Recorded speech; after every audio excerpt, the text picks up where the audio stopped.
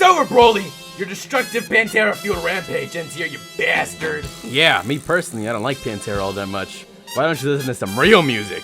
Like a video game OST. Like Undertale. Gohan, shut your fucking mouth.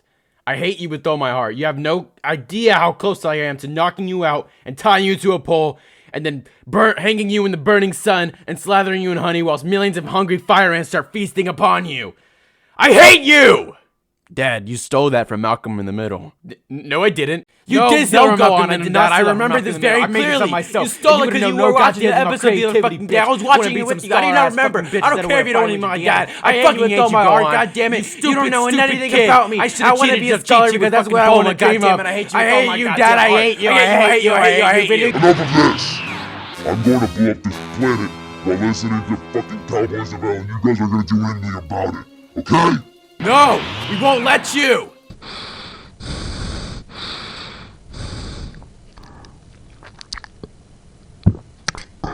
It's too late. No!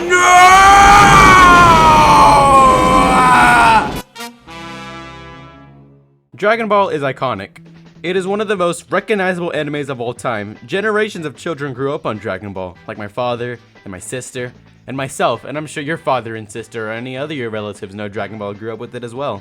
It's really hard to avoid Dragon Ball. There's games, there's the anime, references in other TV shows, and the movies. And one of the most popular and recognizable Dragon Ball movies is the Broly trilogy. From the legendary Super Saiyan to Second Coming and Bio Broly. Broly is, if you didn't know, this muscular rage machine, Super Saiyan, that 9 times out of 10 only wants to destroy. He was created for the movies by, believe it or not Akira Toriyama. He was created by Takao Koyama. Broly was just designed by Akira Toriyama. And fun fact, the slang Brolic came from Broly because how incredibly muscular he is. 3 movies were made for Broly. The first movie came out in 1993, and the second and third movie came out in 1994. These movies, especially the first one, resonated a lot with the huge majority of the fan base. It has been over 30 years since these movies came out, and today, I wanted to revisit these movies and see if they really hold up and live up to the hype over 30 years later. First off, we have the first Broly movie, Dragon Ball Z movie number 8, Broly the Legendary Super Saiyan. You get the point, it's the first Broly movie. It starts off with Goku and Chi-Chi trying to get Gohan into a good school, but then King Kai summons Goku to find out why South Galaxy got fucking obliterated. Like, look at this! It disappeared, it's gone! Meanwhile, quite literally everyone else is having a little picnic, and then all of a sudden a Saiyan named Paragus shows up and is like, Vegeta, my lord, we have a totally bitchin' planet for you to restart the Saiyan race. And everyone gets on the spaceship to see this planet. Vegeta and Trunks are shown around the castle while Gohan and everyone else meet these little green people. Vegeta and Trunks encounter Broly and he's strange to say the least. Goku then shows up because he was led here in hopes of finding the person who destroyed South Galaxy, and he also meets Broly. And Broly sure does not like Goku, for whatever reason. We'll get to that later. Later that night, Broly starts tweaking out in his chair and then he jumps Goku in his sleep. They fight for a bit, but Paragus shuts it down with the Broly shock collar. The next day, the Z Fighters find out Paragus put them on a doomed planet to kill Vegeta because he hates him, because his father basically sent him and his son Broly to die. And Broly hates Goku because he cried right in his ear. But that's not the real reason. I will get into that later, because this needs to be talked about. Then, Broly does his fucking kick-ass power-up into a Super Saiyan, then he breaks his shock collar and his crown, he rips his skin and sheds into a brand new form that expands his muscle mass 4 times over. All while doing this, Tens by Pantera is playing in the back. This is so awesome, dude. So then, a huge fight breaks out between Broly and the other Saiyan Z fighters, except for Vegeta's punk ass. He's sitting on the side because he's just stunned by Broly's sheer intimidation and awesomeness. And, this fight isn't fair. The Z fighters get dragged by Broly. It's actually not funny. Matter of fact, it's actually really scary. Broly absolutely disrespects every one of them. He drags their faces across buildings. He clotheslines them. He even asks Goku, how much do you love your son? Kakarot, how much do you love your son? Are you serious? He didn't ask this out of kindness, but because he was about to fucking demolish him. He was trying to see how much of a fight Goku would put up before he does. But luckily, Piccolo steps in before Broly kills Gohan. So we have another fighter. I'm sure if they all rush him all at once, they can beat the brakes off of him.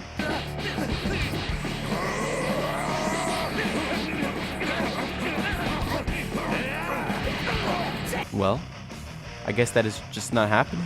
Piccolo finds Vegeta and makes him get into the fight. So, it went from a 1v3 to a 1v4, then a 1v5. And guess what? He still destroys everyone! The only reason Goku won is because all of his friends gave him their energy. So, all their energy, the energy of 3 Super Saiyans, 1 Super Namekian, concentrated into one person, Goku, is what they finally needed to destroy that monster. That is crazy. This really puts into perspective how strong Broly is. So, let's be honest. This movie is 100% awesome.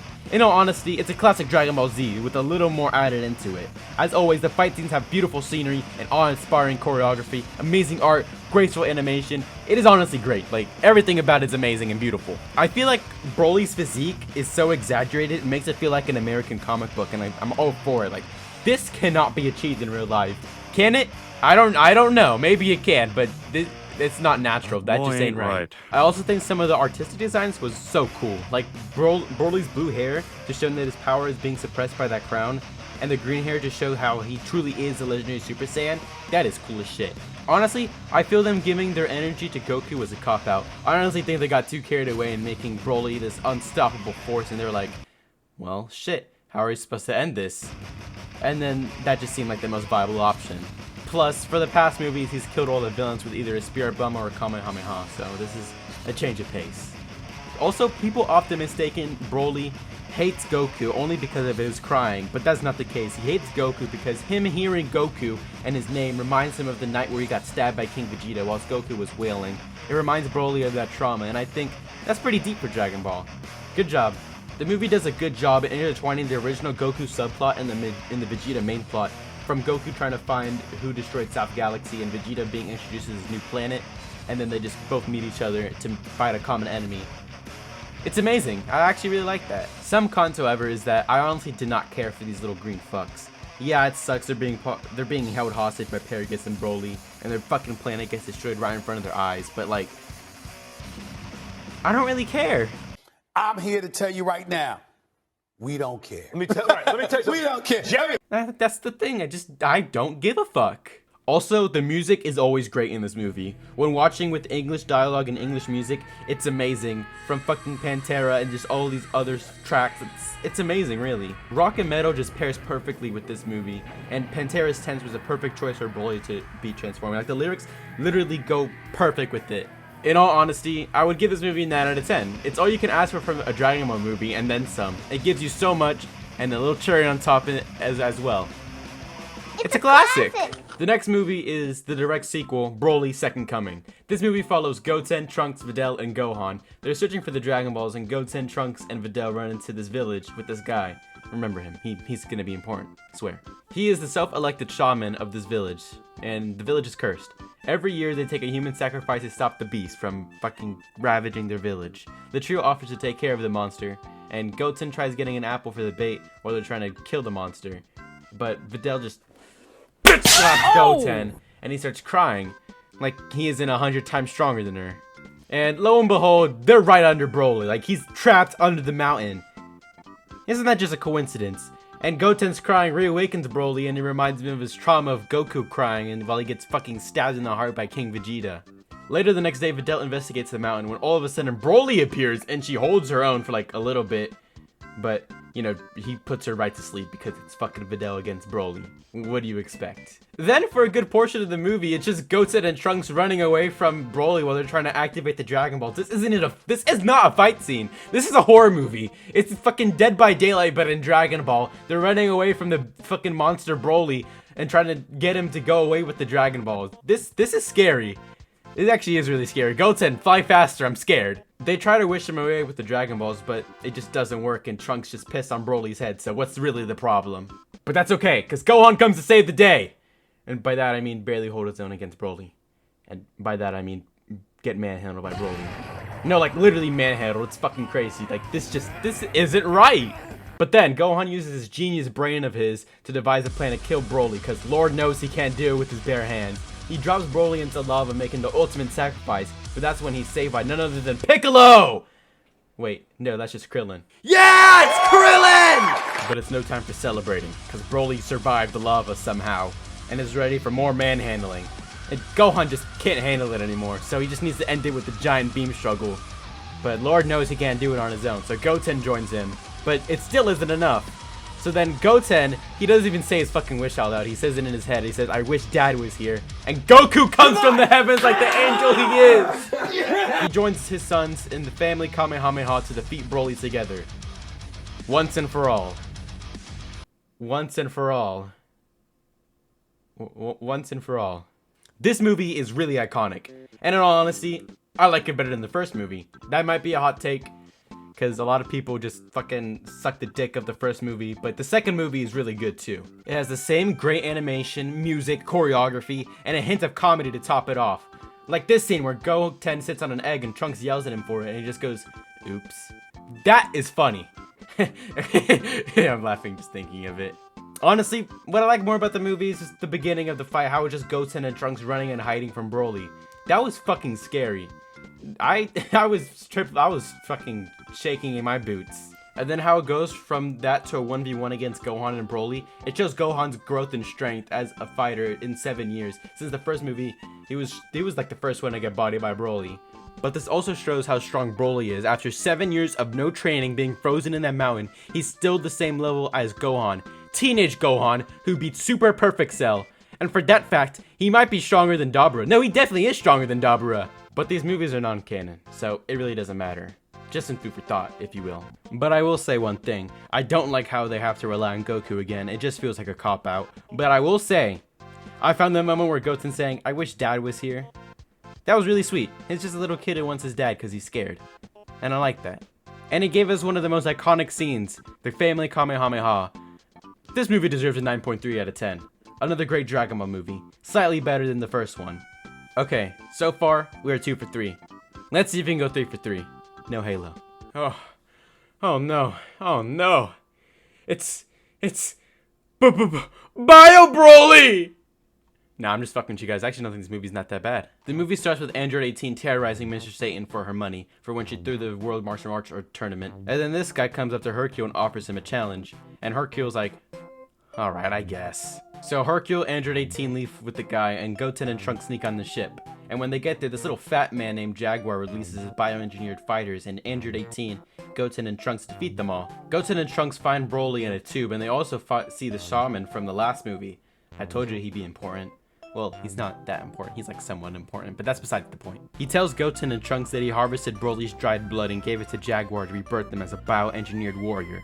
But then Broly releases himself, and now he's this disgusting, green, goopy, gargantuan creature. And again, he's an unstoppable force. And nobody there can kill him. And it's not surprising because the only people there are Android 18, Goten, and Trunks. And none of them are gonna fucking do anything to Broly. All while he rampages, a purple goop that destroys everything in its path ravages the island they're on.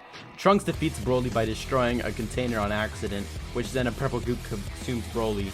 Everyone evacuates the island they're on, and they learn that the purple goop can be stopped by seawater. So Goten, Trunks, and Krillin all do one big Kamehameha to blast the seawater into the island to stop the purple goop. I can see why people don't like this movie, but I feel it isn't that bad. The plot is weaker than the other two movies, I will say that, but in the end, it's fine. The music isn't anything special like the previous movies, but I will say the choreography is still great. Like, look at this scene where he takes on Goten and Trunks at once. And the art and animation is still great, as usual, coming from Dragon Ball. The resolution is weak, but as long as it isn't another ass pull like the second movies. But it doesn't excuse it for being weak. It's more of a logical resolution, really, and it's a fitting end to a character that's been dragged through hell from coming back again and again. A mid-ending for a mid-comeback. This movie also makes me laugh. Like, whenever they address Hercule, they just call him Satan. No Hercule, no Mr. Satan, just Satan. It just throws me off sometimes, and it makes me laugh. And whenever Trunks is trying to explain what bioengineering is to Goten, that was funny too. This movie gets a 6.5 out of 10. Not peak Dragon Ball, but not Dragon Ball at its worst, in my opinion. Some people just really bash its name. So now, it's time to give my thoughts on all 3 movies as a whole trilogy. I feel the first 2 movies stood the test of time. Not so much on the third one, but the first 2 movies are artifacts of Dragon Ball Z, with the music and fights embedding themselves into pop culture for people in years to come. People look back on the first 2 movies like, oh, this is peak Dragon Ball right here. Everyone should watch this movie if they like Dragon Ball. Unfortunately, the same can't be said for the third movie. People look back at this movie with anger and they just feel like it destroyed Broly's character. It's widely accepted that this movie is taboo, never to be spoken of. It's literally not even sparking zero. There is no Bio Broly character to come out on release date. There is only the base form from Dragon Ball Z, the suppressed Super Saiyan, the legendary Super Saiyan, and then his Dragon Ball Super counterpart. No Bio Broly to be seen. But besides the third movie, everyone hating it, the other two movies are widely loved. The first one more than the second one, but I feel both of them are really good. And the second one being just a little bit better. I like the second one a lot, if you couldn't tell. I would highly suggest you watch it again if you have, and watch it for the first time if you've never seen it before, and if you like Dragon Ball or trying to get into Dragon Ball. The Broly Trilogy stands the test of time as one of the most iconic monuments of peak Dragon Ball.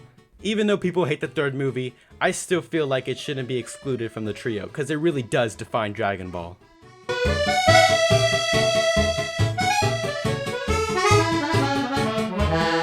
Is it over? Not to the fist jumps. It's over.